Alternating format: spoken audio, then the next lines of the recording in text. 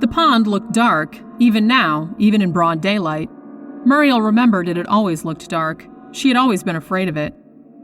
She waded through layers of dead leaves in her worn black flats, keeping her eyes fixed on the still water. The grass around the pond had grown long and wild. Muriel wondered if there were snakes. Her parents had always kept the house and grounds immaculate, and it saddened her to see the neglect, the desolation. Times had been hard for them since she'd left home, and now they were gone. A cloud passed over the sun, and in the ensuing grayness Muriel thought she saw a shadow flickering just below the surface of the pond. She stopped and looked harder, but there was nothing. Her parents had always warned her to stay away from the pond, and unspoken but understood in their stern, pale warnings was the knowledge that Muriel's brother had drowned there many years ago, when he was no more than a baby. But even if that hadn't happened, Muriel would have stayed away. Because when she was a little girl, she thought she'd seen things in the pond. She scoffed at herself now, standing ankle-deep in old leaves, wearing a shabby black funeral dress whose cheap fabric stretched taut over her swollen belly. She was a grown woman, with a 13-year-old daughter and a second child on the way, a woman who had once been beautiful, but now bore the marks of 2 failed marriages, abandonment, single motherhood. She was no longer the terrified little girl who had peered out her bedroom window under the maple trees and sworn she'd seen shadows moving beneath the water, shadows that looked like people with long flowing hair. She had left that little girl far behind, perhaps still in this house with its memories. So why was she still afraid? "I'm not afraid." She said it out loud, then reddened and turned to see if her daughter had heard her talking to herself. The house and yard were silent, but her words seemed to echo through the open stillness, coming back to her as oddly warped sing-song, a children's chant repeated like a mantra. And she wasn't afraid, she told herself. She could walk right up to the edge of the pond now if she wanted to, just to show those shadows, those long-haired people who weren't there, that she was brave. With every step closer, the shadows seemed to move faster, more erratically. Muriel told herself that she didn't see them. Instead, she thought of her brother's tiny white body, floating and lifeless, a shock of white against the night-black water. She hadn't actually seen him drown all those years ago, but her parents had told her what had happened, and after that she'd seen it every night in her dreams. The baby's bluish limbs splayed on the surface of the water, the blacker shadows milling below it, as though making a nest for the egg-like little corpse. Muriel had seen it many times, among her many dreams. She was at the edge of the pond now. The water chuckled and gurgled, then seemed to lunge at her feet with its icy black fingers. Muriel jumped back, then turned around and made her way quickly back to the house. "Do me a favor and stay away from that pond, Angel." Muriel found herself using the same tone of voice her mother had always used. She smiled, but it was a sad smile, edged with bitterness. I know, my almost uncle died in there." Angel was only half listening, her head poking into the refrigerator, her tight jeans riding so low on her hips that the waistband of her underwear showed. Muriel had a sudden urge to smack the girl, but she restrained it. "That's right." The fetus in her belly stirred, then kicked, and Muriel winced. Only another week or 2, she told herself. She didn't know if the baby was a boy or a girl. She decided to let it be a surprise. Not that it really mattered anyway. Its father was long gone, just as Angel's was. Her luck with men had been little short of catastrophic for as long as she cared to remember. Angel was smearing jelly on a piece of bread already thickly spread with peanut butter. She sat at the kitchen table across from Muriel, squashing another slice of bread on top of the mess, and then bringing the dripping sandwich to her mouth and taking a noisy bite. "Mom, how come you never brought me here?" she asked around a slobbering mouthful. Muriel didn't answer at first. What could she say? It wasn't because she hadn't gotten along with her parents. She had, even though she'd kept her distance since Angel was born. Was it the house itself that had kept her away, the stately but fading colonial that had suddenly become a showplace after her brother's death, the barren fields that had suddenly and copiously borne fruit, the pond with its lapping black life-taking waters? She wasn't sure. "I suppose I just kind of lost touch with your grandma and grandpa over the years, sweetie," she finally said. "You know how it is. They had their life, we had ours." Angel snorted. Yeah, some life. Despite a face that was still pink and plump with childhood, the girl looked hard and cynical far beyond her years. Muriel knew that the words were meant to make her feel guilty, and they did, although they made her angry too. She had struggled to give Angel the best life possible under the circumstances, and even though there were times when fate seemed against her, she felt she'd done a decent job. She couldn't help but resent Angel a little for throwing her failings back into her face. "I'm sorry." Muriel wasn't sure if that was entirely true, but she was too tired to argue. "I should have brought you to meet them. I should have done better." Angel shrugged, still chewing, then looked away, out the kitchen window toward the pond. "I wonder how deep it is," she mused, almost to herself. The baby, a boy, was born less than a week later. Muriel drove herself to the hospital, Angel silent in the seat beside her. She named the boy William, after her drowned brother, and she brought him home to her parents' old house and put him in the same room that the first William had slept in before he died. She didn't know exactly why she did it, although she told herself that it didn't matter, that her brother's old room was as good as any other. William II was a very good baby and slept most of the time. Nonetheless, Muriel spent hours in the nursery with him, watching him sleep. Sometimes she would sit in the rocking chair by the nursery window and stare out at the pond, which now seemed darker and deeper than ever. Sometimes she thought she saw choppy little waves, disturbances in the middle of the pond, as if a school of piranha was attacking its prey just beneath the surface of the water. She saw this on several successive days, and on each day the disturbance seemed ever so slightly closer to the shore. She wondered if there was a large fish living there, or maybe an alligator. Muriel moved her bed into the nursery and slept directly beneath the window. When William was nearly a month old, there came a night when Angel came to the nursery door, her eyes very white and shiny in the darkness. She was clutching a stuffed rabbit in her arms, just as she had done when she was very small. Muriel beckoned, and the girl came and curled up in the narrow bed next to her mother, deliberately keeping her back to the window. "I thought I saw something," she whispered, squeezing her eyes shut tight, so the tears popped out through the cracks in the lids. There was something out there in the pond. Muriel stroked the girl's hair until she fell into a fitful sleep. Then she looked out the window. There were so many of them, more than she remembered, and as she stared out at them, into their greenish eyes that glowed like fish scales in the night, she realized that she did remember what, all those years ago, had really happened to the first William, her baby brother. The memory was so clear that she didn't understand how she could have ever forgotten it, how she could have ever believed that the boy had drowned, how she could have believed it so wholeheartedly that she'd had nightmares about it for many years afterwards. She remembered her parents' chalk-white faces, fearful, horrified. Yet was there also resignation behind those expressions, perhaps even acceptance? The women had come out of the water and ringed the house, just as they were doing now. Their skin was white like fish bellies, and patchy with algae and what looked like barnacles. Their hair hung long and wet and ropey, framing their hideous faces, covering their sagging naked breasts. They were not smiling, but they gave the distinct impression of glee, and Muriel remembered thinking then that if the women opened their mouths, several rows of razor teeth would glimmer in the moonlight. In a moment, Muriel knew, one of the women would step forward, only this single action marking her as the leader. As a girl, Muriel had watched from her second-story window as her parents stepped forward also, meeting the soaking hag halfway. Muriel could not hear what was said, if indeed any words had been spoken. The moon had been nearly full that night, its pregnant yellow form like a spotlight against the purple drape of sky, a stage setting for the horror unfolding by the pond.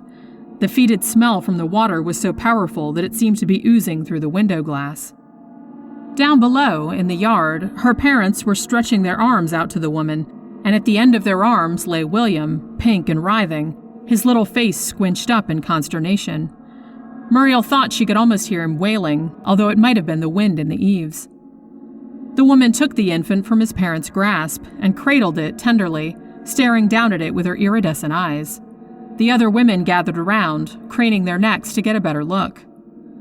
The leader, the one holding the baby, nodded once to Muriel's parents, as if to indicate that everything was satisfactory, and then she turned her back to them, holding the baby tight against her slick white body. Muriel's parents turned away also, and headed back toward the house. Muriel had kept watching from her window. And watching from the window now, a grown woman, in her old house with her own 2 children sleeping beside her, she shivered to think what she had seen then, after her parents had turned away.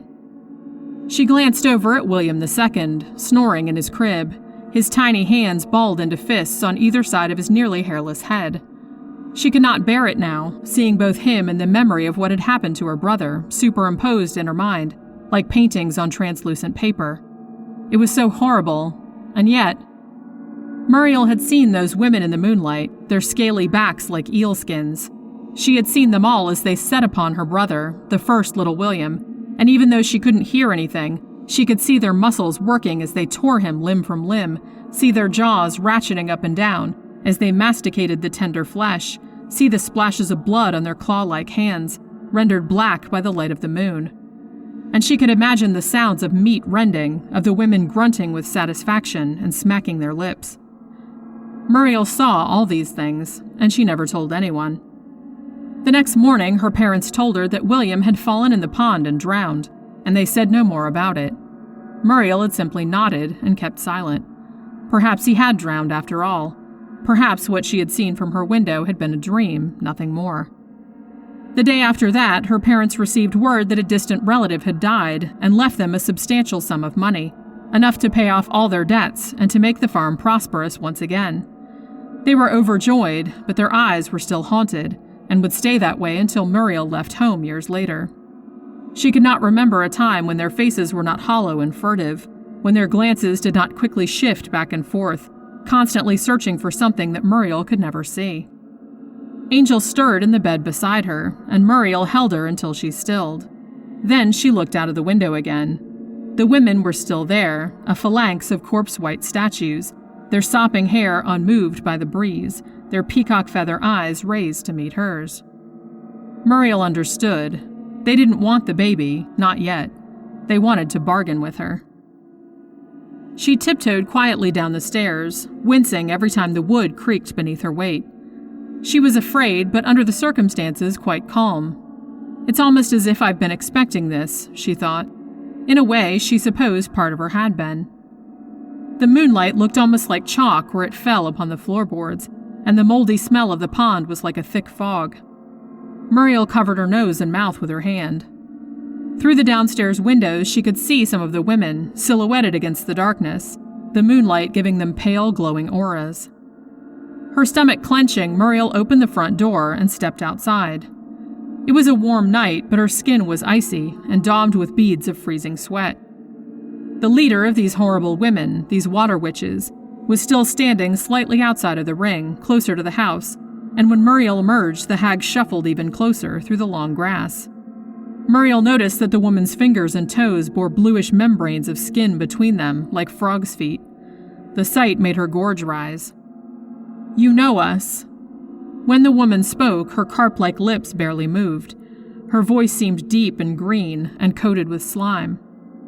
Muriel opened her mouth to respond, but for a moment no sound came out. Her throat had gone completely dry. She coughed nervously. "I remember you," she finally managed. "Then you know what we want." The hag's eyes glittered like sapphires. Muriel hadn't known what she was going to say to the woman, but before she knew it, she was sobbing, begging. "Please," she said, her vision blurred by the unbidden tears, her voice cracking. "Please don't take my baby." The hag looked at her, the monstrous white face expressionless. "We would, of course, make it worth your while," she purred, "just as we did with your parents." Muriel recalled the sudden wealth, the farm's startling prosperity after that horrific night, and for the briefest moment she was tempted. Even though she also remembered those empty, haunted looks that had thereafter never left her parents' faces, she couldn't deny it. She was disgusted with herself. The woman was still staring at her, and the others remained in their moveless ring, infinitely patient, as though the dawn would never come. And perhaps it wouldn't, through some of their witchery. Perhaps the yellow moon would hang there in the velvet sky until doomsday, until Muriel had finally consented to their desires. "And what if I don't?" Her voice hitched, her throat threatened to close, but she forced herself to go on. "What if I don't give him to you?" The lead hag's expression didn't change, but Muriel got the feeling that the air around her had grown thicker, heavier. It pressed into her nose and mouth, smelling like stagnant water and algae, creeping into her lungs and growing there like fungus. She gasped for breath. "We will take the boy regardless," the crone hissed through her white grouper lips. Had you given him to us willingly, we would have shown you our gratitude. Since you resist, you will incur our wrath, and the boy will die anyway." Muriel was shaking all over, but she tried to sound defiant. "All we have to do is leave." She cursed herself for sounding as frightened as she was. It occurred to her that Angel might have awakened and could be watching the entire scene from the nursery window. She didn't dare turn to look. The hag's lips pulled apart in what might have been a smile on a less inhuman face. Her teeth were small and triangular and close together, a piranha's teeth. "Our curse will find you wherever you go," she said softly. Muriel shook her head, seeing the unending row of white witches' forms as an indistinct blur in the silvery moonlight. "I don't believe you," she said, and the minute the words had come out of her mouth, the suffocating pond fog seemed to lift, and she could breathe again. A moment later, she realized she was standing in the yard alone, in the middle of the night, in her bare feet, and that it was cold, far colder than she remembered it being. The grass was wet between her toes. A moment after that, she was blinking awake, clear sunlight pouring in through the nursery windows, Angel snoring quietly beside her. Muriel lay very still, relishing the morning and the sensation of rebirth it brought, and then William began fussing, and she got out of bed to tend to him. When Angel awoke and came down to breakfast a little over an hour later, she seemed to have no recollection of the night before, or if she did, she was choosing to hide it. She gave her mother a cursory glance before sitting down at the table and tucking into a bagel and an overflowing bowl of cornflakes, all the while scanning the pages of a fashion magazine she held in her free hand. Muriel watched the girl for a few minutes, William perched in the crook of her arm. "Angel," she said at last, "it's time for us to be getting back home. School will be starting in a few weeks, and I'd like to get this house put up for sale before too long." Angel barely looked up from her magazine. When are we going?" "Today. There's really no reason for us to stay around here, is there?" "Nope." Angel took a long swig of her orange juice. William began to squirm, and Muriel moved him to her other arm. "We can stay in a hotel tonight, then tomorrow when we get back to the city we can start looking for another apartment." "Okay, whatever." Angel drank the last of the milk out of her bowl, and then left the dishes where they lay and stomped back up the stairs to her room. A few seconds later, Muriel heard a door close up there, and then the muffled beat from her daughter's old stereo. Did she remember anything, Muriel wondered as she picked up the dishes, maneuvering William's tiny body to accomplish the task. Perhaps the girl had rationalized the events away as simply a bad dream that seemed ridiculous in the sunlight's cruel glare. Or perhaps she had done what Muriel herself had done all those years ago, completely blocked out everything she had seen. After the dishes were washed, Muriel put William in his carrier where she could keep an eye on him, then proceeded to pack all of their things into her 2 battered suitcases. She hadn't brought much, she hadn't even intended to stay here as long as they had, though she knew there would be practical matters to be sorted out. She felt guilty that she hadn't even contacted a realtor or the lawyers about the sale of the property, but then she mollified herself with the thought that William had come along early, and caring for him had been taking up nearly all of her time. This was true as far as it went, but she still couldn't completely excuse herself. She sighed, resenting William's father, and Angel's for that matter, for leaving her to carry the entire burden alone. As she packed, she tried desperately not to think of the real reason for their swift departure. She didn't want to think of it, of what would happen if what the hag said had been true, that the curse would follow Muriel wherever she went. But that was silly, wasn't it? The women lived in the pond, and surely their influence couldn't extend far beyond its parameters, could it? Besides, how would they even know where Muriel had gone? As she folded her clothes and laid them in the suitcase, she noticed that her hands were trembling. She glanced over at William, who had dozed off in his carrier. His black eyelashes fluttered against his cherub cheeks, and his lips pouted outward from his sweet, fat little face. Muriel couldn't imagine handing him over to those horrible women, with their blue metallic eyes and their dripping piranha teeth. She felt a wave of revulsion and hatred toward her parents for their cowardice, for giving the first baby William to the hags without even a single look back, for accepting the rewards the women bestowed upon them, guiltily perhaps, but definitively. Why hadn't her parents fought to keep their son? Was it simply fear, or were they also blinded by their greed, their desire for a better life? Muriel couldn't remember despising her parents as much as she did in that moment, as she watched her own son sleeping in the early afternoon sunshine slanting through the windows, his tiny fists curled at his sides, his expression slack and peaceful. Yes, I'm afraid of them too, Muriel thought. Maybe even more afraid of them than my parents were. But they're not getting William. Not this time. By 6 that evening, they were all settled in a shabby but fairly clean motel room a few miles out of town, almost 70 miles from the farm they'd left behind. If Angel wondered about the abruptness of their departure, she didn't mention it. The second she set foot in the motel room, she tossed her bags on the floor, kicked off her shoes, and flopped onto one of the 2 double beds, clicking on the TV with a remote that was bolted to the bedside table. Muriel wanted to ask Angel if she remembered what had happened the night before, but she didn't quite dare. The house and its black pond were still too close. She could feel the swampy, rancid tang of them still clinging to her skin. She could ask her about it once they were far, far away, once the place had been sold and hopefully razed to the ground, the pond drained and filled and forgotten. For a moment, Muriel almost laughed, thinking of those fearsome water witches choking under tons of bulldozed earth. But then she envisioned the shifting, pearly eyes of the hags, the sight of their algae-coated fingers reaching for the first baby William, the animal sounds of them tearing the child into bloodied scraps of meat. Muriel's laugh dried up in her throat. She fed the baby, then put him in his carrier and propped him up next to her in the second double bed. He'd been fidgeting and crying for most of the drive here, but now he seemed calmer and stared at the flickering television screen with rapt attention for a little while, until his lids slowly closed. Angel likewise dozed off, fully clothed and still lying on her stomach on top of the covers. Muriel carefully leaned over and turned off the light above Angel's bed, then pushed the off button on the remote. In the ensuing darkness and silence, she could hear the steady, comforting stream of traffic rushing by outside, as well as the rhythmic snores of her 2 children. Orange shafts of light from the street lamps ringing the parking lot etched lines of fire across the walls. Muriel was so tense that she thought she'd never be able to fall asleep, but she must have at some point. For some unknown span of time later, she snapped out of an amorphous nightmare to find the room in total blackness. The streetlights appeared to have gone out, and even the sounds of the traffic outside had utterly ceased. Struggling to fend off the creeping panic, Muriel groped in the dark on the bed beside her, searching for William's carrier. Her frantic hands met nothing but air, and with mounting horror she realized that the bed she lay on felt cold and strange, as if it were covered with slime. She tried to cry out, to call to Angel, but her tongue seemed to have swollen, filling her mouth, and all she could manage was a strangled gasp.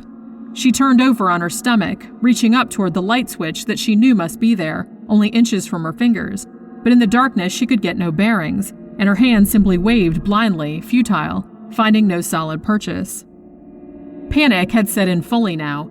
Muriel could feel it immobilizing her limbs, sending her rational thoughts swirling and screaming into the abyss. She was no longer in the motel room anymore. She didn't know where she was, and William and Angel were gone. The smell of the cursed pond assaulted her nostrils and she gagged, rolling to escape it and falling, landing with a thump on one elbow, which made an upsetting crunch before sending shards of jagged glass pane into the space behind her eyes. Moaning, she reached out with her good arm and grasped something that felt like wet fabric, the bottom of a bedspread. She almost cried with relief. She was still in the motel room after all. Maybe there had been a blackout and she had awakened in the middle of it. She hadn't been able to find William on the bed next to her, but it was very dark. She'd been half asleep, disoriented. Regaining her senses somewhat, Muriel used the bedspread to help haul herself into a sitting position.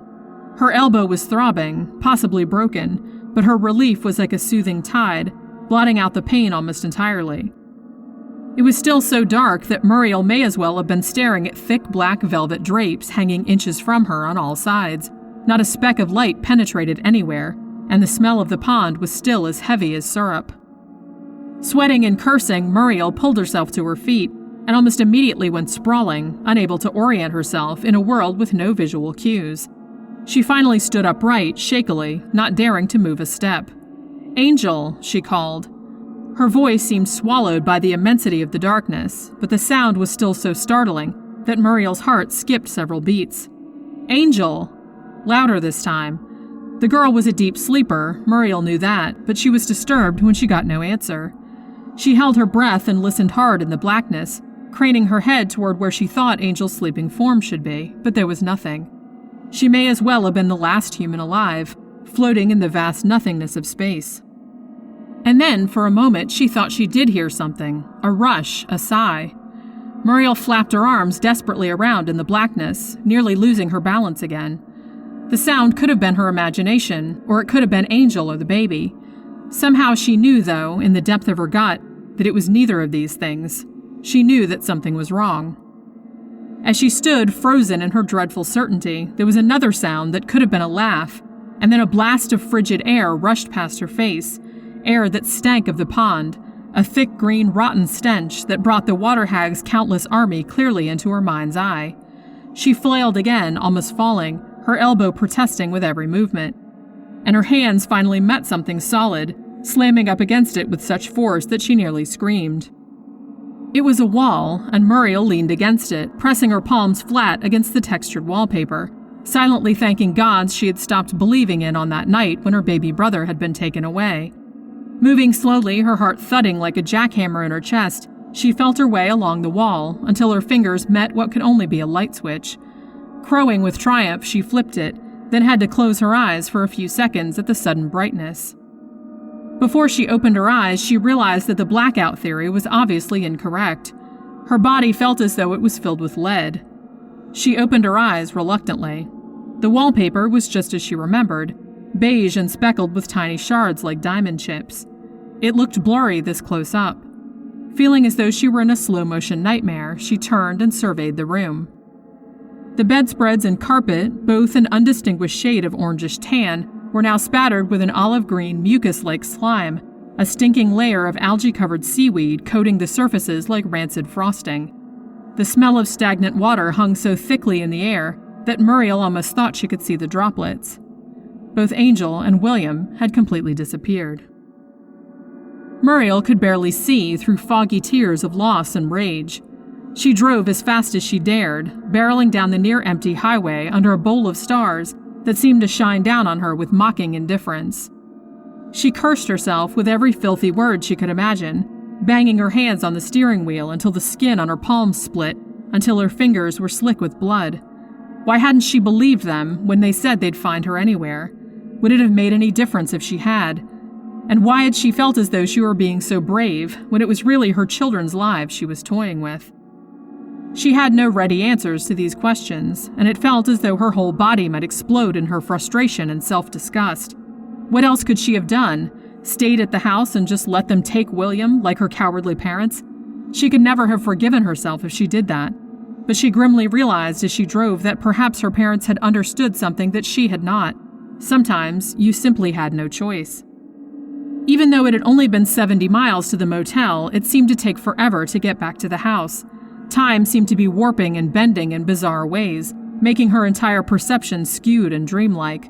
She had no idea what time it was when she finally turned down the dirt road toward the farm. It was still dark, but at this point that didn't mean anything to her. She remembered how the women could make it seem as though the night would never end. The car tires crunched noisily as she steered toward the driveway, her body performing the function of driving with no input from her brain at all. She made no attempt to conceal her approach. The witches would be expecting her, of that she was certain. She was just as sure of the fact that she would get William back, or die in the attempt. There were no lights on in or around the house, and its rambling white structure hunkered in the darkness like a massive ghostly predator tensing to spring. Just beyond the house, Muriel could see the edge of the pond, the moonlight peppering its gentle ripples. There was no sound at all except for the car's engine, and when Muriel turned the key, the silence fell like a shroud. She took a cursory glance around to see if there was anything that could be used as a weapon, but she quickly abandoned the search and got out of the car. Even if she'd had a machine gun, she doubted it would be much use. Muriel had left the headlights on to guide her way, and as soon as she was clear of the car, she broke into a run, her sneakers crashing through dead leaves and shallow mud puddles. Her elbow felt huge, swollen inside her sleeve, but she tried to ignore the pain. As she stumbled through the yard, she thought she heard a splash, and the smell of the pond came into her nostrils like an intruder, a nearly solid wall of stench. She fought back her revulsion and pressed forward. Muriel rounded the corner of the house at full clip, and now the pond in its entirety came into her view, huge and seemingly bottomless, its surface flat as black glass. The weeds and grasses at its perimeter stirred in the light wind, and their whispers soon resolved themselves into what sounded like words. Muriel skidded to a halt. She swore she heard a baby crying, very far away. "William," she called, and her voice volleyed back to her with a sinister, watery tinge. They came out of the pond like bubbles of acid, their reptilian heads emerging slowly and in perfect synchrony. Muriel watched, horrified but transfixed, feeling as though she was under a spell. Perhaps she even was. The hags' dripping faces were now clear of the pond's surface, and all of their eyes opened in unison, the moonlight catching the orbs so that they appeared to be a sea of fireflies or will-o'-the-wisps. Muriel wanted to run away but couldn't, wanted to plunge into the filthy water and tear the hags to pieces but couldn't. She could do nothing but stare as they rose from the pond, their scaly flesh sparkling wet, their long hair hanging in straight shimmering ropes. And then Muriel's gaze focused at the middle of the pond. Her legs collapsed beneath her. Angel was hovering there, her lithe naked body already beginning to bloat and go pale, her brown eyes turning coppery, glimmering in the dark like cat's eyes. William was squalling in her arms, his lungs gurgling with pond water. Muriel tried to speak but found she had no voice. Her knees dug into the ground, cold mud seeping through the fibers of her clothes. She reached out with arms that seemed to weigh 1,000 pounds. The women approached the shore, their feet skimming lightly over the water, and soon stood in a well-organized knot in the reeds at the pond's edge. Angel was afforded pride of place, directly in the center of the group. The other women backed away a respectful distance, giving her room. She held the baby and stared down at her mother. Muriel shook her head, her lips flopping in futile rhythm. "No, Angel," she wanted to say. "How could they have done this to you? You can't do this, not you, not my Angel." The girl seemed to have understood her mother's thoughts, for her eyes flickered briefly, and she glanced down at William with what appeared to be uncertainty. But when she met Muriel's gaze again, all semblance of the old Angel had disappeared. "They've given me power," she said, and her voice, though seemingly choked with the filth and gravel and slime that coated the pond and everything in it, was as clear as a dagger sunk deep into Muriel's heart. "They would have rewarded you. This is all that they asked for. Just this." Angel held the baby out slightly. He wriggled and whimpered, and the women looked down at him with plain lust and hunger in their twinkling eyes. "We could have been rich and powerful together," Angel went on, her face a mask of mock regret. "You could have had other babies, other girl babies. They only want the males."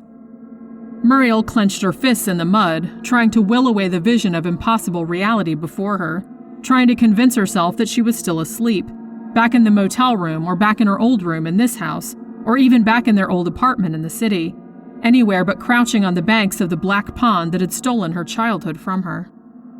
"I'm one of them now," Angel said, clasping the baby closer to her chest. "William is going to make it official." "No." Muriel managed to croak past the paralysis that stilled her throat. The women were getting impatient now, eager to partake of the sacrifice of the living infant flesh, seductively wriggling before them like a worm on a hook. From among the seething crowd came another voice, and Muriel recognized it as belonging to the leader, the woman she'd spoken to 1,000,000 years ago, or maybe it was the night before. "It has come to this," she said in her rattling frog song. "It is your last chance. Join us now, and you will be with Angel forever. Refuse us, and you will die like William, and like your brother before him." With the last scrap of willpower she possessed, Muriel raised her head and met the eyes of the hag with her own. A wordless look passed between them. "The choice is made," the leader said. The van's tires crunched up the dirt driveway, sending dozing bugs and lizards scurrying for cover. It was a hot day, midsummer, and the sun beat down like a punishment. Thin tendrils of steam rose from the surface of the pond behind the house. A young man climbed down from the driver's side, his hair shining like polished copper. A moment later he lifted a little girl, who looked no more than 5, and shared her father's new penny hair color and soft, kindly features, down to the ground, where she immediately darted around to the passenger side to meet her mother, who was stepping out of the van with a wistful smile on her face. She scooped up her daughter and looked at the house's crumbling but still grand facade. There was love in her face, and hope, glowing there like a beacon. Muriel raised her head a little more above the surface of the pond. Her long algae hair dripped water into her opalescent eyes, but she barely noticed it. The family had gone inside the house. Muriel gazed up to the second floor, to the nursery window where both Williams had once spent the whole of their short lives. For a second, she was sure she saw a little girl's face behind the glass, staring back at her in pale, silent terror. Muriel smiled and submerged her head again, clacking her sharp piranha teeth.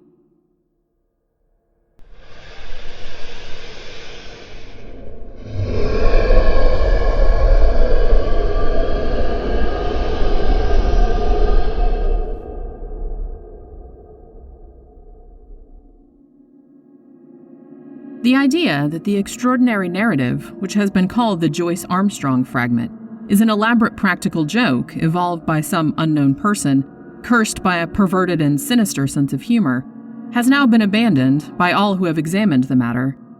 The most macabre and imaginative of plotters would hesitate before linking his morbid fancies with the unquestioned and tragic facts which reinforce the statement. Though the assertions contained in it are amazing and even monstrous, it is nonetheless forcing itself upon the general intelligence that they are true, and that we must readjust our ideas to the new situation. This world of ours appears to be separated by a slight and precarious margin of safety from a most singular and unexpected danger. I will endeavor in this narrative, which reproduces the original document in its necessarily somewhat fragmentary form, to lay before the reader the whole of the facts up to date, prefacing my statement by saying that, if there be any who doubt the narrative of Joyce Armstrong, there can be no question at all as to the facts concerning Lieutenant Myrtle, RN, and Mr. Hay Connor, who undoubtedly met their end in the manner described. The Joyce Armstrong fragment was found in the field, which is called Lower Haycock, lying 1 mile to the westward of the village of Withyham, upon the Kent and Sussex border. It was on the 15th September last that an agricultural laborer, James Flynn, in the employment of Matthew Dodd, farmer, of the Chauntry Farm, Withyham, perceived a briar pipe lying near the footpath which skirts the hedge in Lower Haycock. A few paces farther on, he picked up a pair of broken binocular glasses. Finally, among some nettles in the ditch, he caught sight of a flat, canvas-backed book, which proved to be a notebook with detachable leaves, some of which had come loose and were fluttering along the base of the hedge.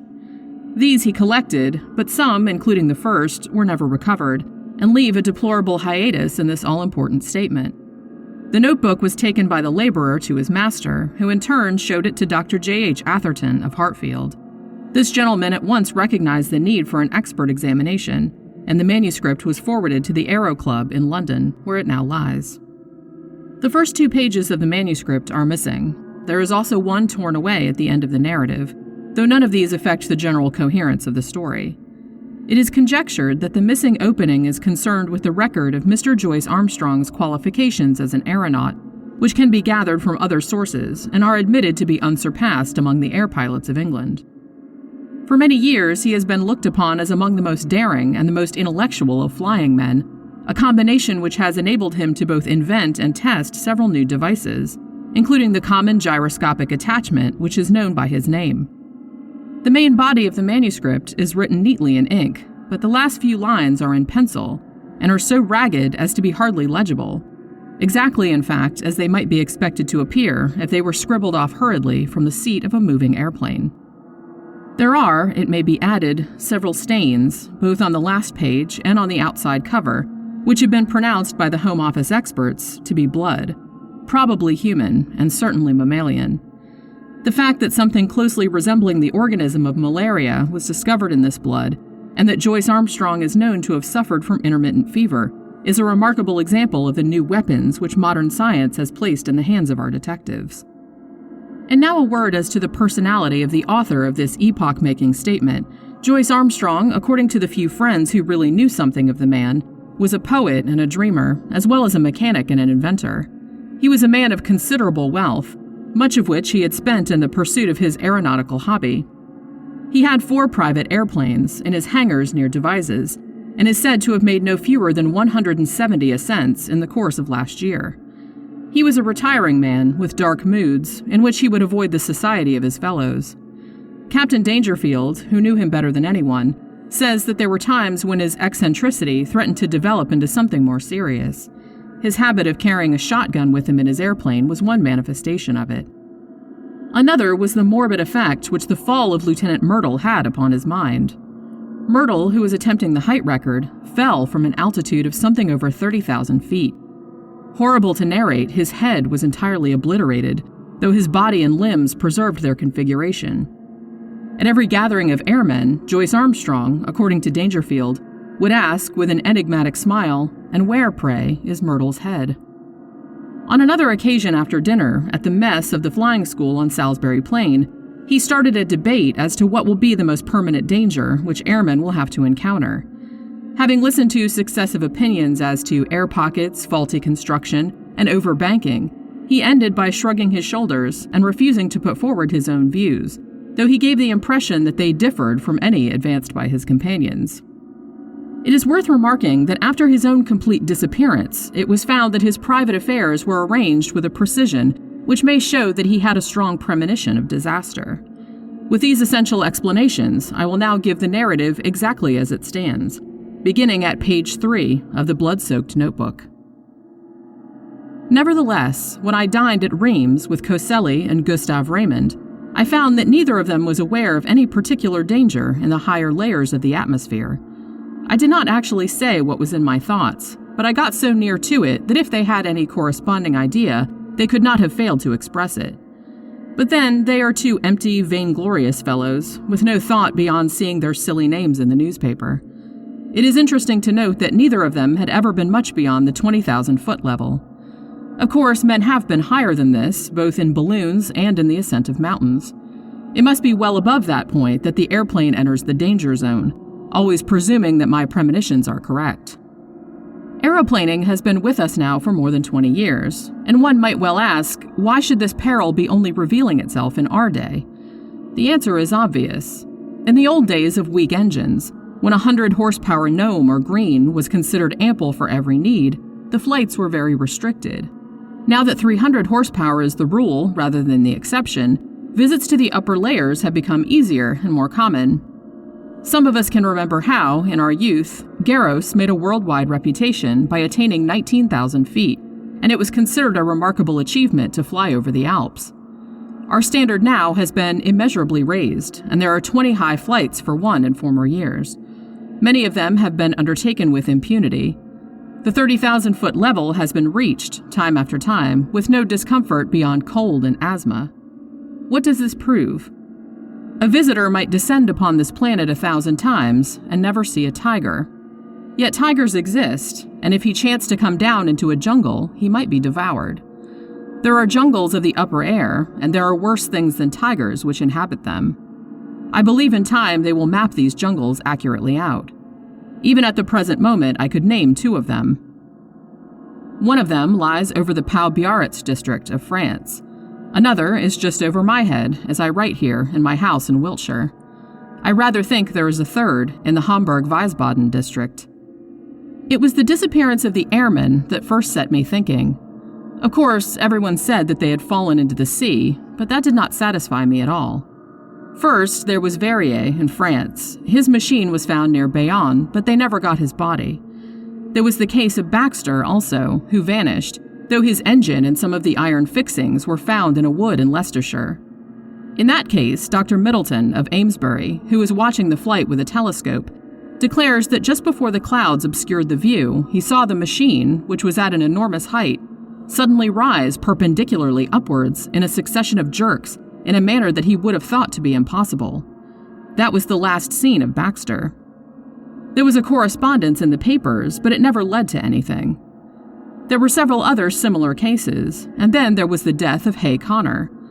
What a cackle there was about an unsolved mystery of the air, and what columns in the halfpenny papers, and yet how little was ever done to get to the bottom of the business. He came down in a tremendous volplane from an unknown height. He never got off his machine and died in his pilot's seat. Died of what?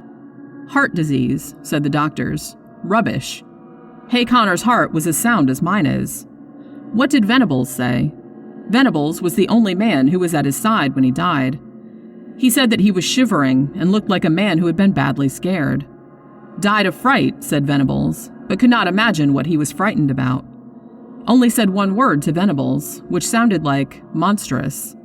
They could make nothing of that at the inquest, but I could make something of it. Monsters. That was the last word of poor Harry Hay Connor, and he did die of fright, just as Venables thought. And then there was Myrtle's head. Do you really believe, does anybody really believe, that a man's head could be driven clean into his body by the force of a fall? Well, perhaps it may be possible, but I, for one, have never believed that it was so with Myrtle.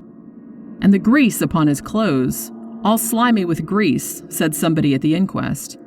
Queer that nobody got thinking after that. I did, but then I had been thinking for a good long time.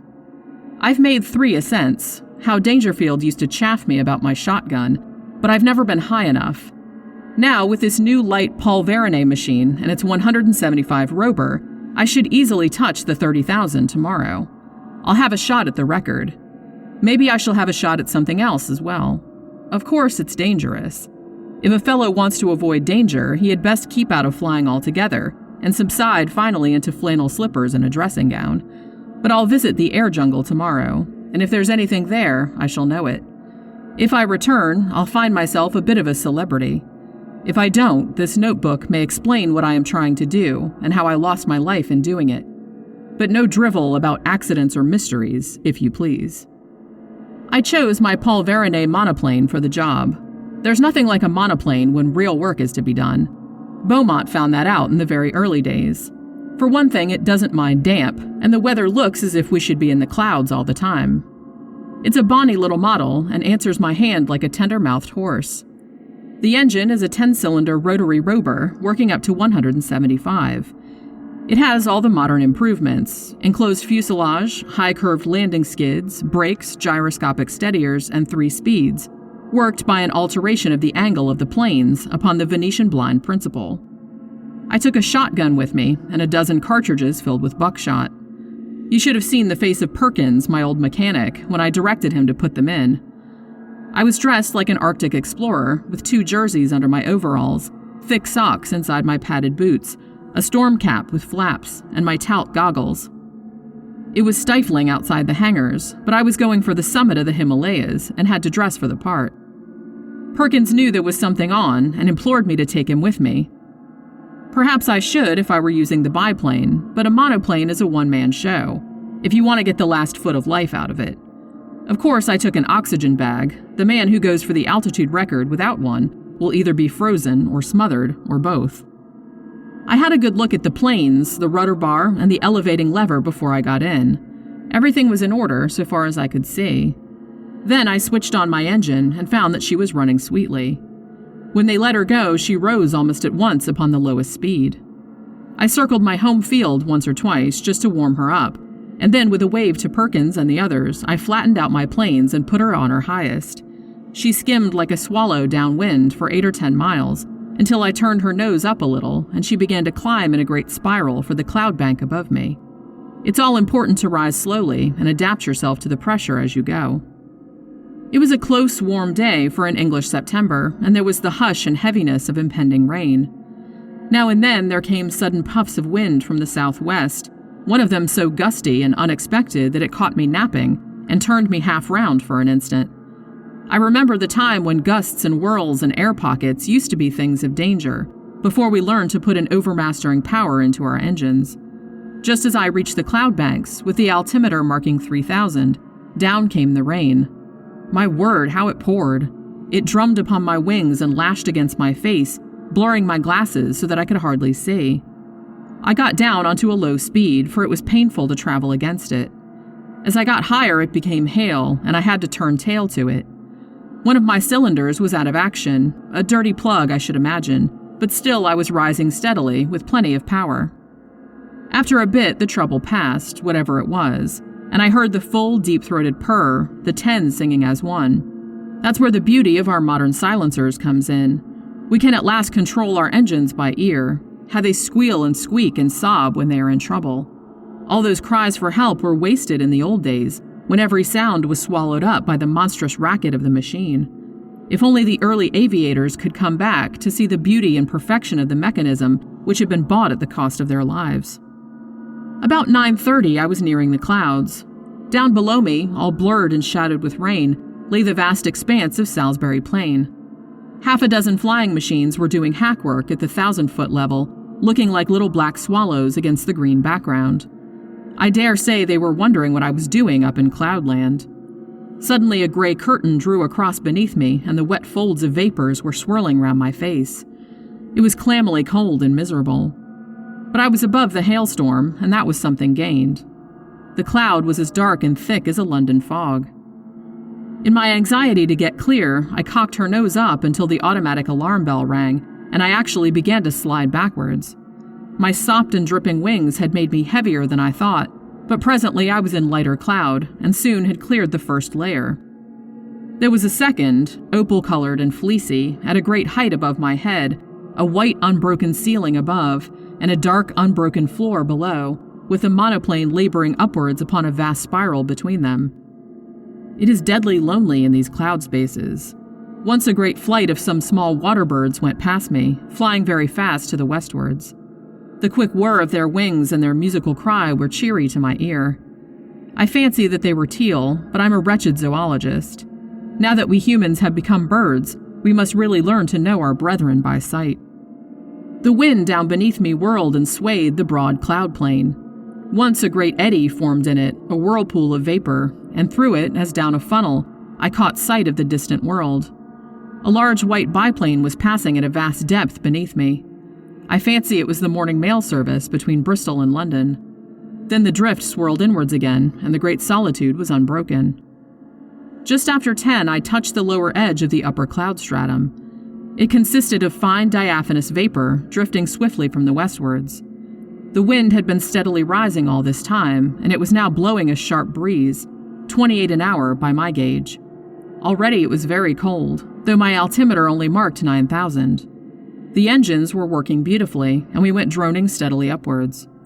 The cloud bank was thicker than I expected, but at last it thinned out into a golden mist before me, and then in an instant I had shot out from it, and there was an unclouded sky and a brilliant sun above my head, all blue and gold above, all shining silver below, one vast glimmering plain as far as my eyes could reach.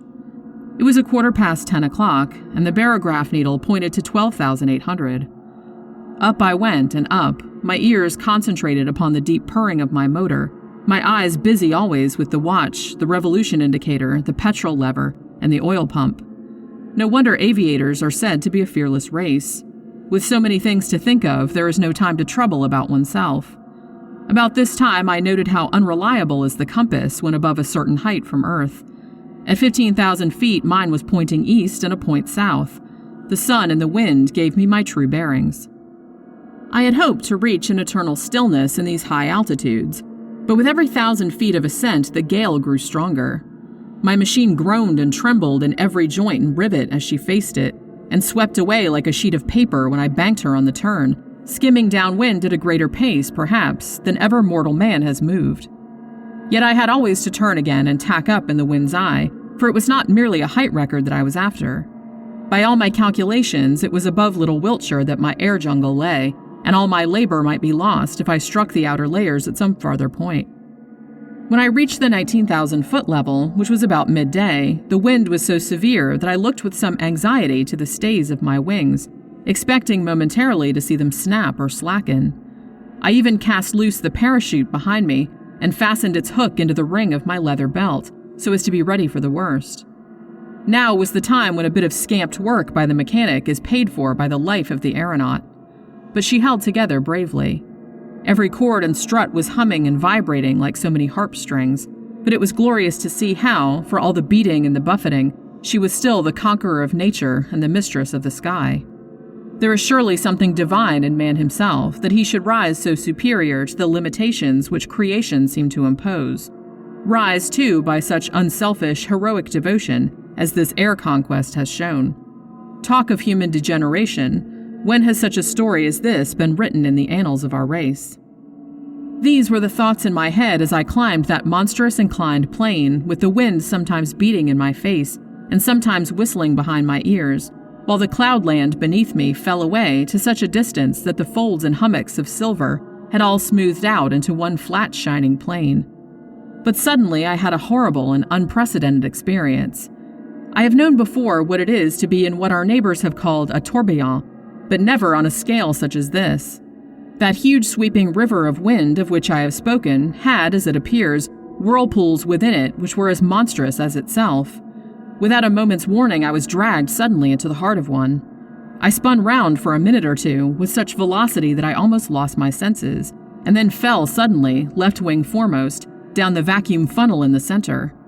I dropped like a stone and lost nearly 1,000 feet. It was only my belt that kept me in my seat, and the shock and breathlessness left me hanging half insensible over the side of the fuselage. But I'm always capable of a supreme effort. It is my one great merit as an aviator. I was conscious that the descent was slower. The whirlpool was a cone rather than a funnel, and I had come to the apex. With a terrific wrench, throwing my weight all to one side, I leveled my planes and brought her head away from the wind. In an instant I had shot out of the eddies and was skimming down the sky. Then, shaken but victorious, I turned her nose up and began once more my steady grind on the upward spiral. I took a large sweep to avoid the danger spot of the whirlpool, and soon I was safely above it. Just after 1 o'clock, I was 21,000 feet above the sea level. To my great joy, I had topped the gale, and with every 100 feet of ascent, the air grew stiller. On the other hand, it was very cold, and I was conscious of that peculiar nausea which goes with rarefaction of the air. For the first time, I unscrewed the mouth of my oxygen bag and took an occasional whiff of the glorious gas. I could feel it running like a cordial through my veins, and I was exhilarated almost to the point of drunkenness. I shouted and sang as I soared upwards into the cold, still outer world. It is very clear to me that the insensibility which came upon Gleicher, and in a lesser degree upon Coxwell, when in 1862 they ascended in a balloon to the height of 30,000 feet, was due to the extreme speed with which a perpendicular ascent is made. Doing it at an easy gradient and accustoming oneself to the lessened barometric pressure by slow degrees, there are no such dreadful symptoms. At the same great height, I found that even without my oxygen inhaler, I could breathe without undue distress. It was bitterly cold, however, and my thermometer was at 0 Fahrenheit. At 1:30, I was nearly 7 miles above the surface of the earth, and still ascending steadily. I found, however, that the rarefied air was giving markedly less support to my planes, and that my angle of ascent had to be considerably lowered in consequence. It was already clear that even with my light weight and strong engine power, there was a point in front of me where I should be held. To make matters worse, one of my spark plugs was in trouble again, and there was intermittent misfiring in the engine. My heart was heavy with the fear of failure. It was about that time that I had a most extraordinary experience. Something whizzed past me in a trail of smoke and exploded with a loud hissing sound, sending forth a cloud of steam. For the instant, I could not imagine what had happened. Then I remembered that the earth is forever being bombarded by meteor stones, and would be hardly inhabitable were they not in nearly every case turned to vapor in the outer layers of the atmosphere. Here is a new danger for the high-altitude man, for 2 others passed me when I was nearing the 40,000-foot mark. I cannot doubt that at the edge of the Earth's envelope, the risk would be a very real one. My barograph needle marked 41,300 when I became aware that I could go no farther. Physically, the strain was not as yet greater than I could bear, but my machine had reached its limit. The attenuated air gave no firm support to the wings, and the least tilt developed into side slip, while she seemed sluggish on her controls. Possibly, had the engine been at its best, another 1,000 feet might have been within our capacity, but it was still misfiring, and 2 out of the 10 cylinders appeared to be out of action. If I had not already reached the zone for which I was searching, then I should never see it upon this journey. But was it not possible that I had attained it?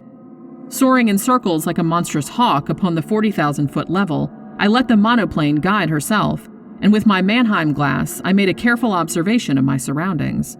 The heavens were perfectly clear. There was no indication of those dangers which I had imagined. I have said that I was soaring in circles. It struck me suddenly that I would do well to take a wider sweep and open up a new air tract. If the hunter entered an earth jungle, he would drive through it if he wished to find his game.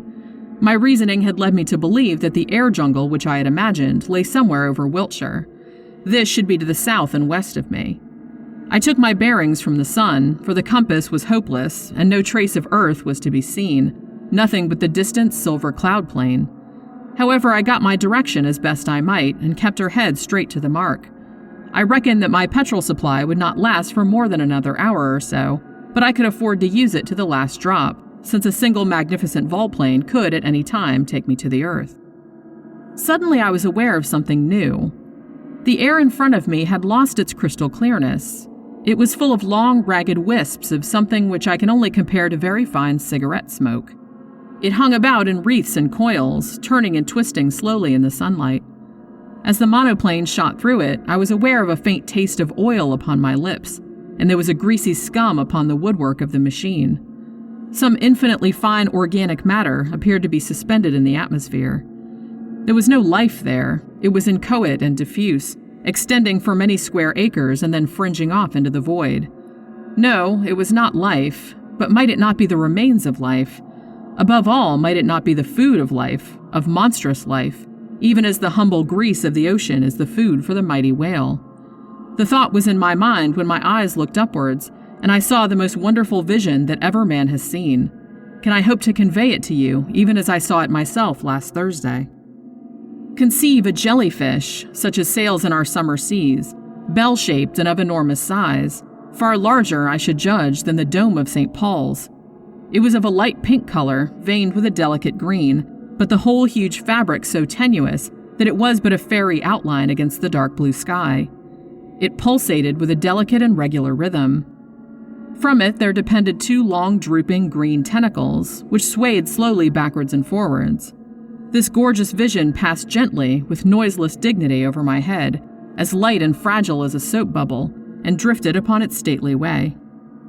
I had half-turned my monoplane that I might look after this beautiful creature, when in a moment I found myself amidst a perfect fleet of them, of all sizes, but none so large as the first. Some were quite small, but the majority about as big as an average balloon, and with much the same curvature at the top. There was in them a delicacy of texture and coloring which reminded me of the finest Venetian glass.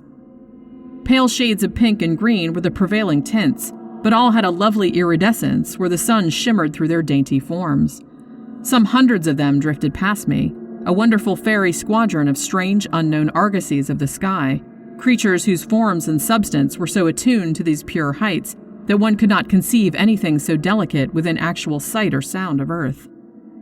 But soon my attention was drawn to a new phenomenon, the serpents of the outer air. These were long, thin, fantastic coils of vapor-like material, which turned and twisted with great speed, flying round and round at such a pace that the eyes could hardly follow them. Some of these ghost-like creatures were 20 or 30 feet long, but it was difficult to tell their girth, for their outline was so hazy that it seemed to fade away into the air around them. These air snakes were of a very light gray or smoke color, with some darker lines within, which gave the impression of a definite organism.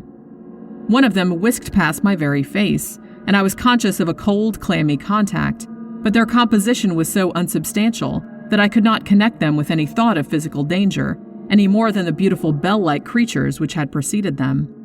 There was no more solidity in their frames than in the floating spume from a broken wave. But a more terrible experience was in store for me. Floating downwards from a great height, there came a purplish patch of vapor, small as I saw it first, but rapidly enlarging as it approached me, until it appeared to be hundreds of square feet in size. Though fashioned of some transparent jelly-like substance, it was nonetheless of much more definite outline and solid consistence than anything which I had seen before. There were more traces, too, of a physical organization, especially two vast, shadowy circular plates upon either side, which may have been eyes, and a perfectly solid white projection between them, which was as curved and cruel as the beak of a vulture. The whole aspect of this monster was formidable and threatening, and it kept changing its color from a very light mauve to a dark angry purple, so thick that it cast a shadow as it drifted between my monoplane and the sun. On the upper curve of its huge body there were 3 great projections, which I can only describe as enormous bubbles, and I was convinced as I looked at them that they were charged with some extremely light gas, which served to buoy up the misshapen and semi-solid mass in the rarefied air.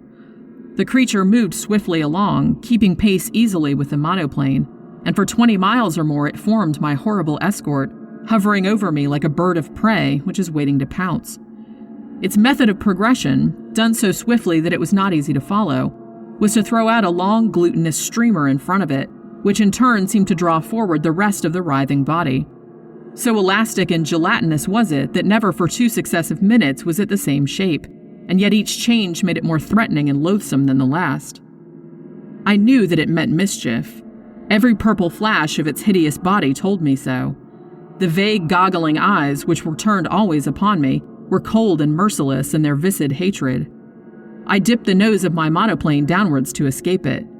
As I did so, as quick as a flash, there shot out a long tentacle from this mass of floating blubber, and it fell as light and sinuous as a whiplash across the front of my machine. There was a loud hiss as it lay for a moment across the hot engine, and it whisked itself into the air again, while the huge flat body drew itself together as if in sudden pain. I dipped into a nosedive, but again a tentacle fell over the monoplane and was shorn off by the propeller, as easily as it might have cut through a smoke wreath. A long, gliding, sticky, serpent-like coil came from behind and caught me round the waist, dragging me out of the fuselage. I tore at it, my fingers sinking into the smooth, glue-like surface, and for an instant I disengaged myself, but only to be caught round the boot by another coil, which gave me a jerk that tilted me almost onto my back. As I fell over, I blazed off both barrels of my gun, though indeed it was like attacking an elephant with a pea shooter to imagine that any human weapon could cripple that mighty bulk. And yet I aimed better than I knew, for with a loud report, one of the great blisters upon the creature's back exploded with the puncture of the buckshot. It was very clear that my conjecture was right, and that these vast clear bladders were distended with some lifting gas, for in an instant the huge cloud-like body turned sideways, writhing desperately to find its balance, while the white beak snapped and gaped in horrible fury. But already I had shot away on the steepest glide that I dared to attempt, my engine still full on, the flying propeller and the force of gravity shooting me downwards like an aerolite. Far behind me I saw a dull purplish smudge growing swiftly smaller and merging into the blue sky behind it. I was safe out of the deadly jungle of the outer air. Once out of danger, I throttled my engine, for nothing tears a machine to pieces quicker than running on full power from a height. It was a glorious spiral volplane from nearly 8 miles of altitude, first to the level of the silver cloud bank, then to that of the storm cloud beneath it, and finally, in beating rain, to the surface of the earth. I saw the Bristol Channel beneath me as I broke from the clouds, but having still some petrol in my tank, I got 20 miles inland before I found myself stranded in a field half a mile from the village of Ashcombe. There I got 3 tins of petrol from a passing motor car, and at 10 minutes past 6 that evening, I alighted gently in my own home meadow at Devizes, after such a journey as no mortal upon earth has ever yet taken and lived to tell the tale. I have seen the beauty, and I have seen the horror of the heights, and greater beauty and greater horror than that is not within the ken of man. And now it is my plan to go once again before I give my results to the world. My reason for this is that I must surely have something to show by way of proof before I lay such a tale before my fellow men. It is true that others will soon follow and will confirm what I have said, and yet I should wish to carry conviction from the first. Those lovely iridescent bubbles of the air should not be hard to capture. They drift slowly upon their way, and the swift monoplane could intercept their leisurely course. It is likely enough that they would dissolve in the heavier layers of the atmosphere, and that some small heap of amorphous jelly might be all that I should bring to Earth with me. And yet something there would surely be by which I could substantiate my story. Yes, I will go, even if I run a risk by doing so. These purple horrors would not seem to be numerous. It is probable that I shall not see one. If I do, I shall dive at once. At the worst, there is always the shotgun and my knowledge of... Here, a page of the manuscript is unfortunately missing. On the next page is written, in large, straggling writing, 43,000 feet. I shall never see Earth again. They are beneath me, 3 of them. God help me, it is a dreadful death to die. Such, in its entirety, is the Joyce Armstrong statement. Of the man, nothing has since been seen. Pieces of his shattered monoplane have been picked up in the preserves of Mr. Bud Lushington, upon the borders of Kent and Sussex, within a few miles of the spot where the notebook was discovered. If the unfortunate aviator's theory is correct, that this air jungle, as he called it, existed only over the southwest of England, then it would seem that he had fled from it at the full speed of his monoplane, but had been overtaken and devoured by these horrible creatures at some spot in the outer atmosphere above the place where the grim relics were found. The picture of that monoplane skimming down the sky, with the nameless terrors flying as swiftly beneath it and cutting it off always from the earth, while they gradually closed in upon their victim, is one upon which a man who valued his sanity would prefer not to dwell. There are many, as I am aware, who still jeer at the facts which I have here set down, But even they must admit that Joyce Armstrong has disappeared, and I would commend to them his own words. This notebook may explain what I am trying to do and how I lost my life in doing it, but no drivel about accidents or mysteries, if you please.